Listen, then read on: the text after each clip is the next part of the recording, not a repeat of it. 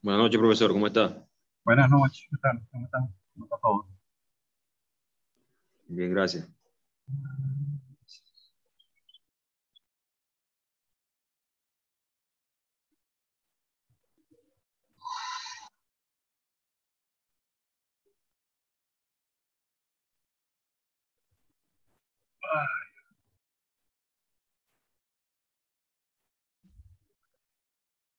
La foto del día, está ligado, ya.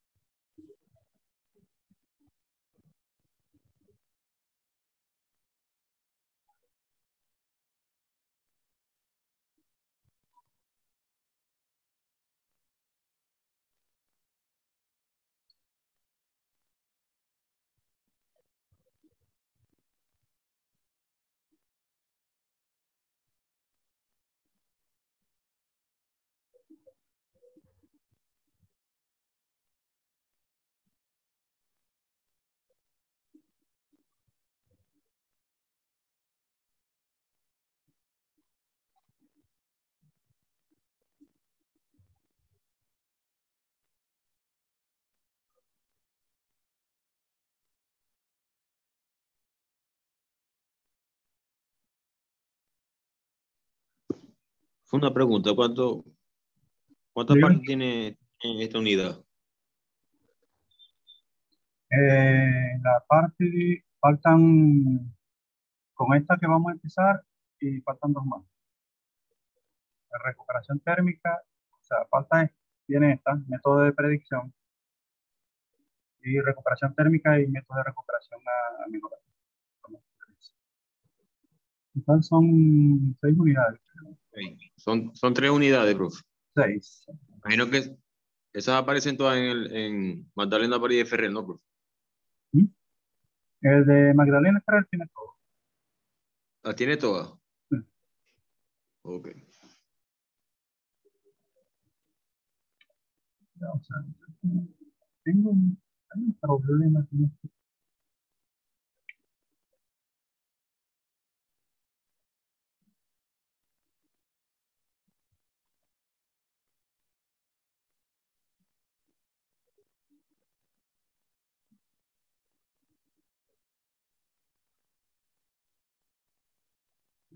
Otra vez por aquí. Un problemita con esto.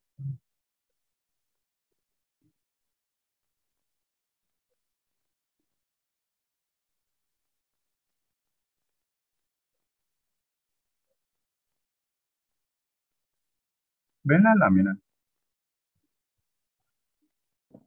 Sí, profe, sí. Le da el método de predicción.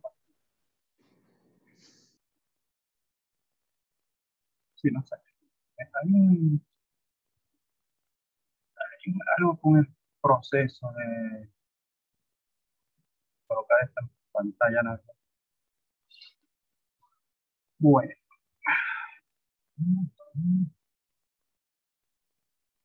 sí, estamos, básicamente son,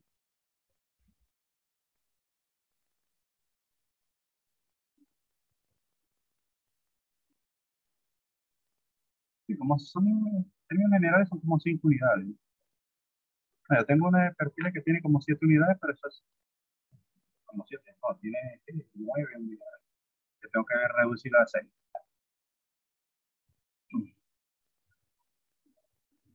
Bueno, aquí estamos hablando de métodos de predicción de lo que es inyección de agua. La parte de inyección de gas realmente la materia no la contempla. El método más popular recuperación adicional y la parte de inyección de agua. Inyección de gas también la hay, pero inclusive el libro de Magdalena tiene, después de la unidad de arreglo de pozo, viene la parte de arreglo viene la parte de inyección de gas y después vienen los métodos de predicción. O sea, el método de Buckley-Lever que vimos en la unidad 3, básicamente también es un método de predicción. Es más, en esta unidad se hace un resumen, por lo menos a nivel del libro de Magdalena, de todo lo que es el método de Buckley-Lever. Más o menos lo que manejamos y que están manejando ahorita con la evaluación del 10%.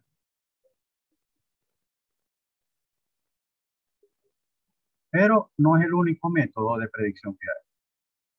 Buckley-Lever se basa en la teoría del desplazamiento y considera que el flujo de desplazamiento es tipo pistón con fugas.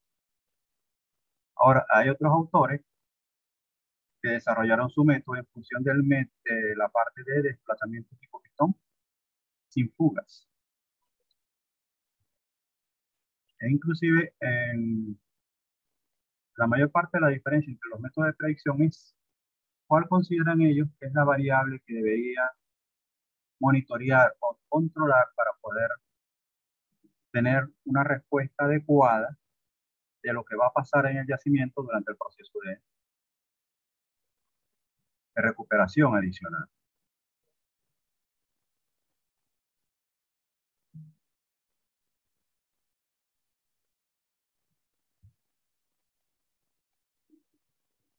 Entonces, cuando hablamos de método de predicción, son ecuaciones que han desarrollado un tipo, la teoría de desplazamiento de Buckley-Lever, ecuaciones que facilitan simular el comportamiento del yacimiento, pronosticar sobre su futuro cuando está sometido a un proyecto de recuperación adicional,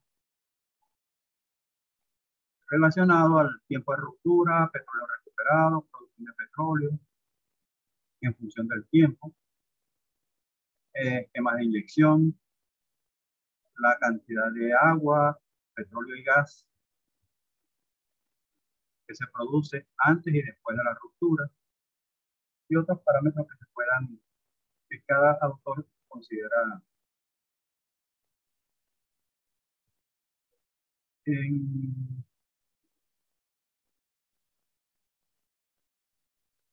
por lo menos tenemos los métodos de predicción, entre algunos de los métodos. Okay. ¿Por qué razón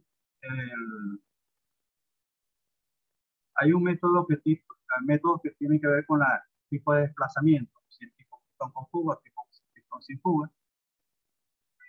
Otro que se basa en el control de la variable diferencial de desplazamiento barrido. Otro que considera la heterogeneidad del yacimiento.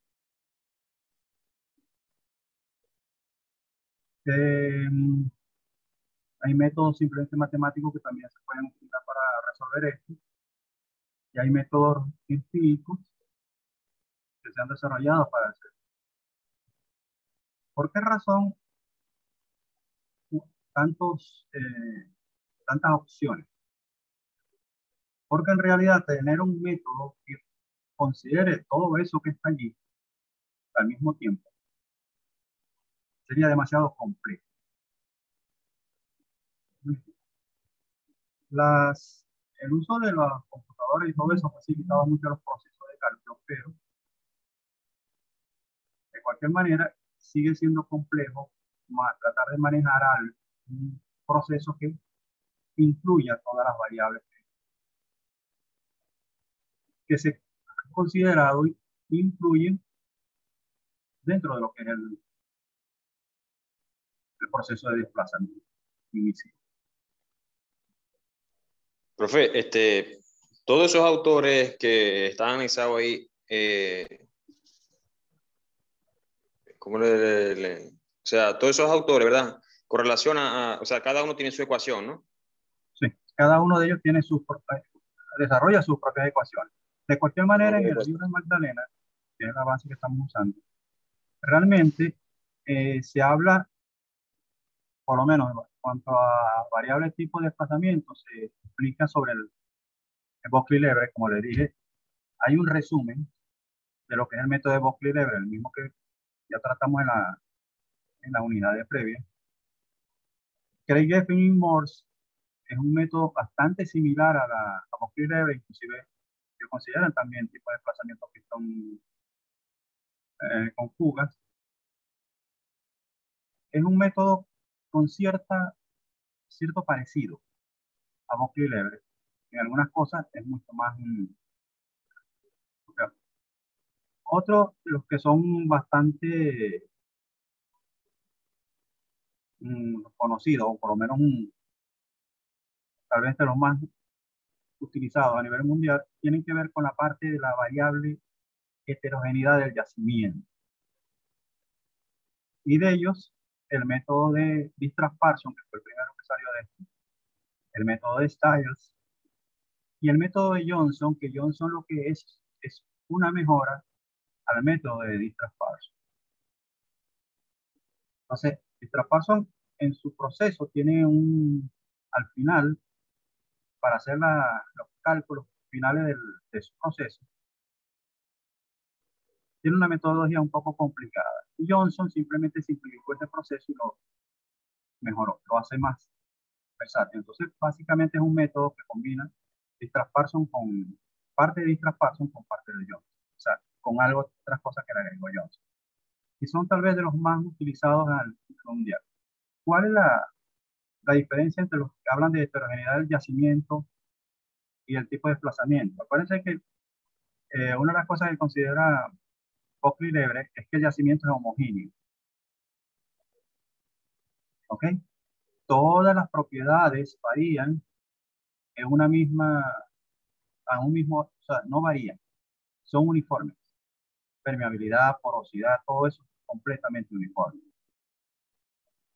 En el caso de, por lo menos, Stiles y Distrach-Parsons, que inclusive tienen un gráfico en común, que fue preparado por Distrach-Parsons, la variable de heterogeneidad ellos la ven desde el punto de vista vertical.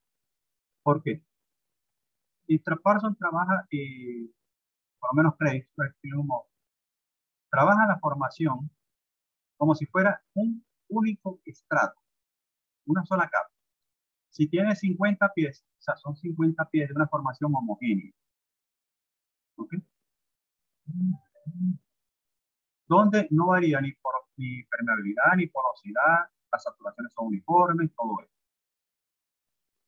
En el caso de estos caballeros que trabajan por la parte de heterogeneidad, ellos ven la variación, la heterogeneidad desde el punto de vista de permeabilidad. Porque tú puedes tener 10 capas en el yacimiento, pero básicamente el parámetro que ellos consideran que tiene más influencia en la variación va a ser la permeabilidad. Entonces, normalmente todos los cálculos se basan en hallar una relación con la permeabilidad, en lo que se llama un índice de permeabilidad, y asociado a que el tratar de determinar, puesto que cada capa tiene una permeabilidad diferente,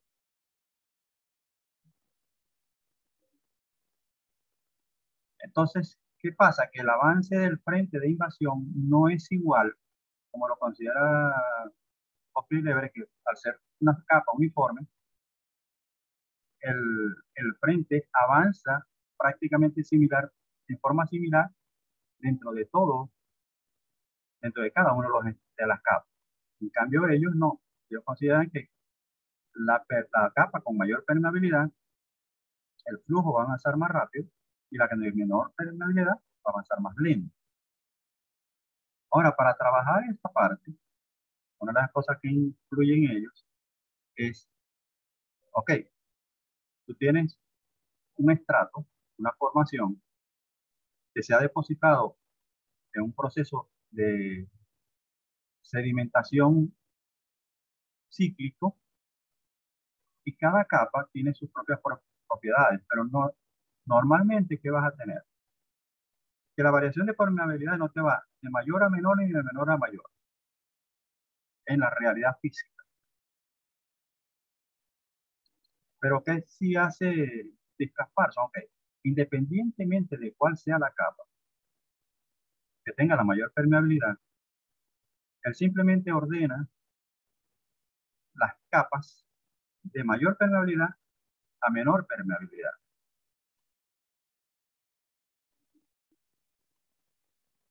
Entonces, a partir de eso, determina lo que llama ellos una variación, un índice de variación de permeabilidad.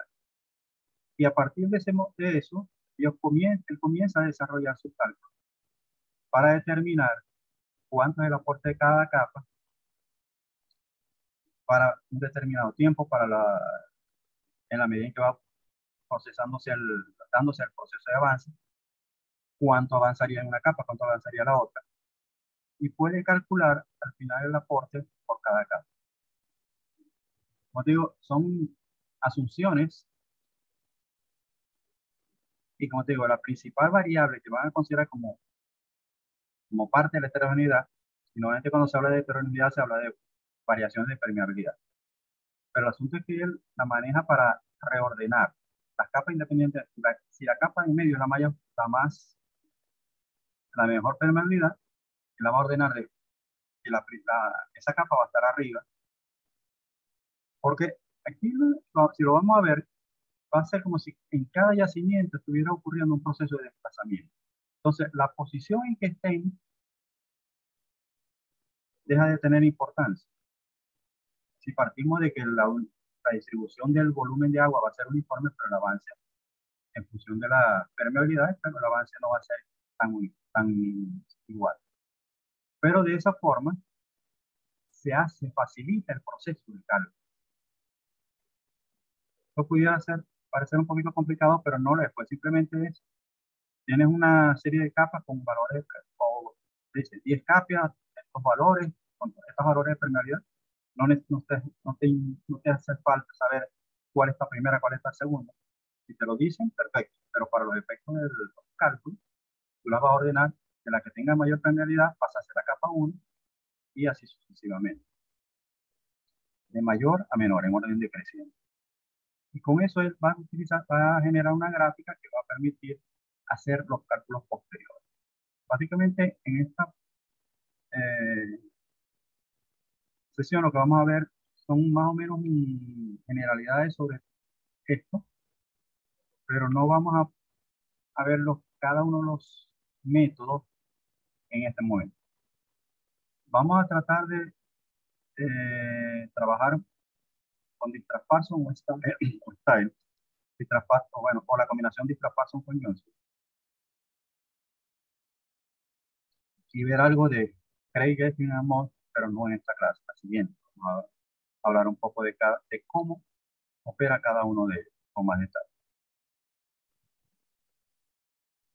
Aquí tenía el método de Disc-Parson y el método de Craig Getting Amos. Vamos a ver la parte de las consideraciones generales que tiene el método de Disc-Parson. El yacimiento es un sistema estratificado y la recuperación de petróleo se calcula en función de la razón de movilidad y de la variación de permeabilidad del mismo. Este plantea la siguiente suposición: el yacimiento consiste en estratos de permeabilidad uniforme, aislados, es decir, no están interconectados verticalmente. Horizontalmente cada uno funciona como si fuera un yacimiento. No existe, lo que significa que no existe flujo cruzado entre las capas. Es una asunción. La naturaleza geológica puede hacer que en algunas de esas capas sí realmente lleguen a tener ver flujo cruzado. Pero bueno, para los efectos del proceso está definido así. Al igual que todas las definiciones que hizo Mosley Lebre para las consideraciones que hizo Mosley Lebre con respecto a su método, igual pasa con esto. El desplazamiento de tipo pistón sin fugas, es decir, solo una fase fluye en un determinado volumen del sistema, detrás del frente solamente fluye el fluido inyector y delante solamente el fluido que estaba en el yacimiento, el fluido que estamos produciendo. Se considera que es flujo continuo y un sistema lineal. Cada capa es un sistema lineal. Todas las capas tienen la misma, se considera también que tienen la misma porosidad y permeabilidad relativa al petróleo y al agua, aunque si uno quisiera, puede complicarse la vida dándole valores por lo menos de porosidad a cada capa. Le deja la permeabilidad que tiene y la porosidad. Los fluidos son incompresibles, la caída de presión a través de cada estrato es la misma. Presión inicial de inyección, presión final y la presión de fondo fluyente en cada pozo. O sea que la caída de presión a través del estrato sigue siendo la misma. La razón de movilidad de cada estrato es la misma. La caída de presión a través de cada estrato es la misma y los fluidos son incompresibles.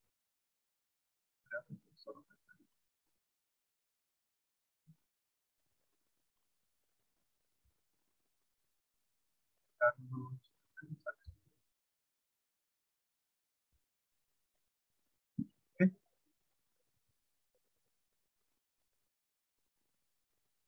Aquí el H normalmente se asume como 1 para cada individual. Si uno le quiere complicar la vida a los demás, en este caso a ustedes, se le pueden dar valores de H. Pero normalmente lo que interesa es, para los efectos del método, sí puede ser complicarle la vida con los cálculos. Esa es la triste realidad.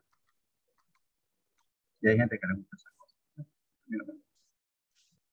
A mí me interesa que entiendan el concepto, porque en realidad si uno se pone a ver, tú puedes tratar de hacer un cálculo sencillo, porque si tienes que aplicar esto, no lo vas a aplicar a mano. Para eso existen las computadoras actualmente que tienen estos programas hechos allí ya listos. En eso sí estoy de acuerdo con algunos estudiantes que dicen, no, pero ¿para qué queremos aprender a hacer esto? Eso lo hacen con la computadora. No, la computadora hace los cálculos. El trabajo intelectual es tuyo. Claro. Y como digo yo, si algo sale mal, al que votan es a ti y no a la computadora. Entonces, tu trabajo es saber qué está haciendo la computadora y si algo no sale bien, saber qué hacer para corregirlo. Entonces, por eso que lo que yo busco es que ustedes entiendan de qué tratan los procesos que estamos trabajando. Los cálculos son algo adicional para que tengan la práctica de saber con qué valores hay que trabajar, qué valores se necesitan, qué debo considerar cuando tengo un valor. Porque la situación con nuestro trabajo es que en un examen se te da una lista de variables, de datos, pero cuando a ti te toque trabajar con esto, tú vas a tener que empezar a buscar dónde puedes conseguir esos datos. ¿De qué parte los puedes sacar? ¿Cuáles son las fuentes donde puedes obtener? En la carpeta de quién tengo que buscar eso. Pero a veces está en la carpeta de alguien y no en la carpeta del pozo donde debería estar. Entonces, aquí se ve más o menos lo que considera que dada que la primera capa es la que tiene mayor permeabilidad, la ruptura va a ocurrir primero en esa capa. Pero cuando ya la ruptura ha ocurrido en esa capa, cada una de las capas de alguna forma tienen ya un cierto barrido. Pero el aporte de cada capa es diferente, porque precisamente el barrido en cada capa es diferente. ¿Ok? Y el sistema estratificado, como dice allí, está ordenado de forma tal de que K1, que es el de la capa 1, sea mayor que K2, que K3, hasta Kn, que es la última capa. Profe, siempre en las permeabilidades, la correlación va a ser que siempre de menor a mayor, profe. De mayor a menor. Mayor o menor. Lo que dice, mira lo que dice ahí debajo de consideraciones. Sistema estratificado donde K1 mayor que K2, mayor que K3, mayor que Kn. O sea, siempre Claro. era. Pero Entonces, siempre va a ser así, profe. No puede variar. Como te digo, en los datos, o si buscas en un ejercicio un libro, tú te vas a conseguir, tienes las 10 capas. Entonces resulta que tu mayor permeabilidad está en la capa 3. Pero para los efectos de lo que tú vas a hacer, tú vas a reordenar eso de forma tal de que la capa 1 va a ser la que está de arriba, la primera. O sea, es un Ok. artificio para los efectos de facilitar todo el proceso, lo que estás viendo allí. Ok, el coeficiente de variación de permeabilidad de traspaso, que también lo utiliza Stiles, parte de esto.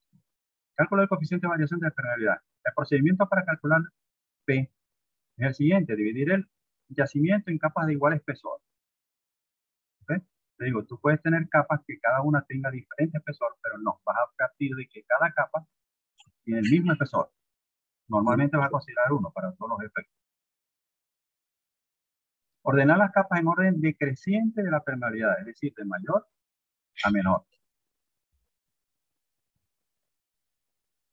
Y calcular para cada una de las capas el porcentaje del número de capas cuya permeabilidad es mayor que la de una en particular. Ok, fíjate, N representa el número de capas. Número de capas. Vamos a ver la que está aquí en... Entonces aquí tenemos la capa, 1, 2, 3, 4, 5, 6, las que haya. K1, K2, K3, la permeabilidad correspondiente. Y el porcentaje mayor que en este caso es, fíjate, N, que es el número de capas. Profe, ¿Ah? o sea que si estamos hablando de la capa 1, N sería 1. No, N es el número de capas. Y fíjate, mira, ahí donde está en los subtítulos, capas. ¿Qué letra tiene debajo? I. O sea, 1 es I, 2 es I, 3 es I. Pero cuando venimos para acá, N es el total de capas. O sea, siempre se habla, varía de 1 a N, o de 1, de I igual a de 1 a N, por decirlo así. Cuando se habla de este tipo de organización de datos. Pero lo que me interesa ver es con esto con respecto al porcentaje mayor que. Fíjate que es I menos 1 sobre N.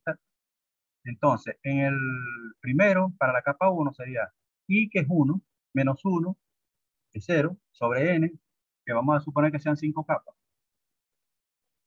o N capas. Ok. El siguiente, para la capa 2, sería 2 menos 1 sobre N. Si son 5 capas, sobre 5. Y así sucesivamente para cada una de las capas. ¿Qué se hace con esto? Y multiplicarlo por 100, ¿no, profe? Porque es Sí, porcentaje. sí, exacto, el porcentaje. ¿Por qué? Porque esto hay que llevarlo a un papel de probabilidades. O sea, el valor del logaritmo de cada permeabilidad es en función del porcentaje mayor que. Determinar mejor línea recta que pasa a través de los puntos, dando un mayor peso a los puntos intermedios que a los extremos. Y luego calcular la permeabilidad correspondiente al 50% y al 84.1, denominadas K50 y K84.1. A ver si se ve el papelito. Este es un papel especial. En el libro de Magdalena hay se ve esa hoja. En el capítulo este de método de predicción. La Esa está escala, como en la página 200 y pico, ¿no, profe? sí, fíjate que en ese capítulo es en 7.7 de la variación de permeabilidad. Entonces, fíjate, aquí están, esos valores que están allá se llevan a este papel. Aquí va la permeabilidad en el eje vertical y abajo el porcentaje que determinaste para cada permeabilidad, para mayor y así sucesivamente. Eso me va a dar una nube de puntos. Van a haber unos 2 por aquí, otros por aquí. Entonces, donde está la de mayor densidad de puntos, es por donde se debe trazar esta recta. Una vez que tengas la recta, entras con 50%. ¿Ok? Ya está avisando que se va.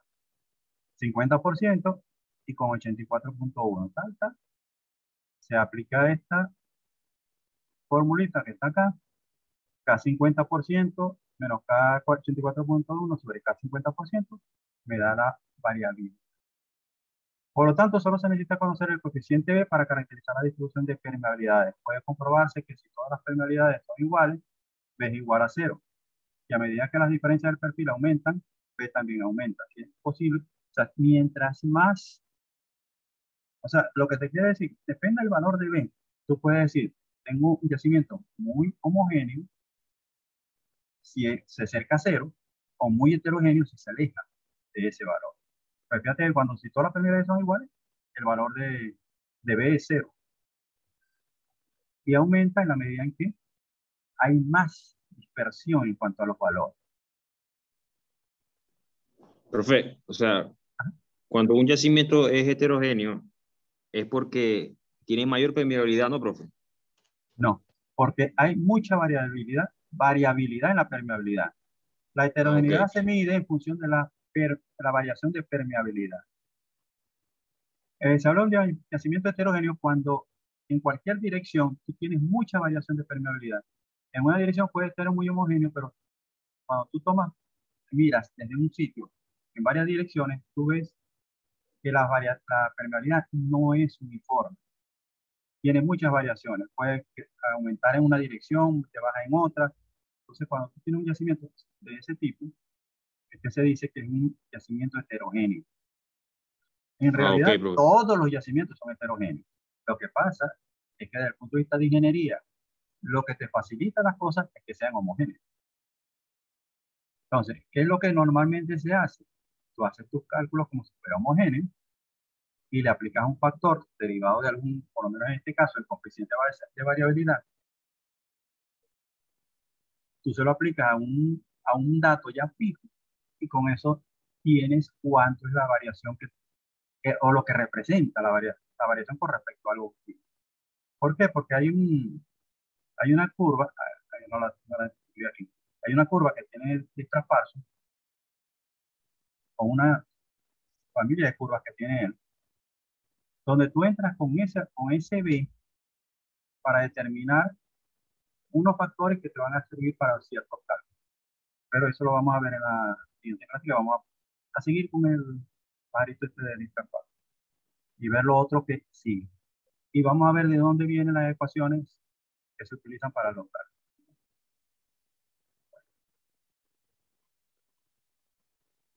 No se preocupe que no voy a enredar mucho con esto. Los problemas de estos no son nada cortos para estar haciendo muchas gracias. Vamos a dejar de compartir aquí. El tiempo restante supuestamente son 6 minutos.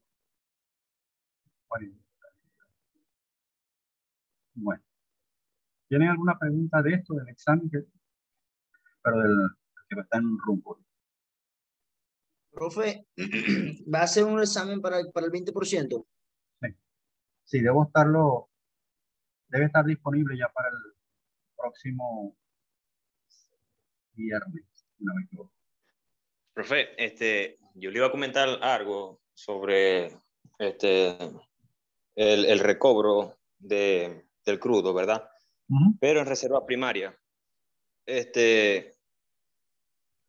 En recuperación primaria, profe, el porcentaje de crudo, ¿verdad?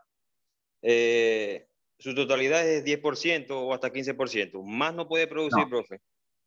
mira, O sea, tú sí. hay yacimientos que te pueden dar hasta un 30, un 40% de factor de recobro primario. O sea, sin hacer más nada. Pero ¿qué pasa? En la medida en que el crudo se hace más viscoso, las condiciones ya dejan de ser favorables.